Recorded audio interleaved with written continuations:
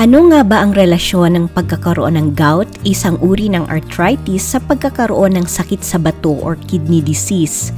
Ang primary na trabaho ng ating bato or kidneys ay ang salain ang mga dumi mula sa ating dugo, at ang mga dumi na ito ay nailalabas kasama ng ihi.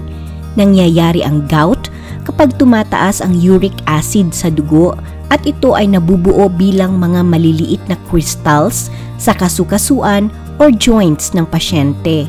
Maaaring magkaroon ng excess uric acid sa dugo kung hindi nakakapagtrabaho ng maayos ang kidneys na siyang dapat sumasala at naglalabas dito sa excess uric acid.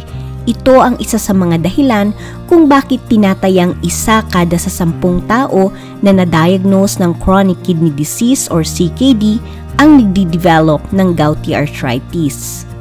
At the same time, kung ikaw ay nagkaroon naman ng gout dahil sa sobra ang pagkonsumo mo ng mga high purine diet tulad ng karne, lamang loob or yung organ meats, ilang uri ng seafoods tulad ng mackerel, sardinas, oyster, crabs at iba pa, at beer, maaari din itong ma-damage or mapinsala ang iyong kidneys sa paanong paraan.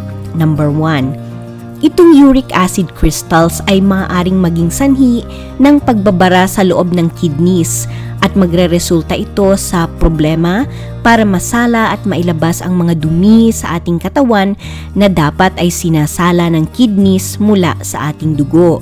Number 2, maaari ring mapinsala or masugatan ng mga sharp edges nitong mga uric acid crystals ang ating kidneys na pwedeng magresulta sa scarring or pagkakaroon ng mga peklat dito sa ating bato at eventually ay pwedeng mauwi ito sa kidney failure.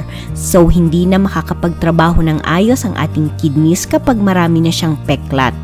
Bukod pa sa pinsala sa kidneys, malaki rin ang tsansa ng taong may gout na magkaroon ng kidney stones kapag itong mga uric acid crystals ay nabuo at bumara sa alinman sa ating urinary tract.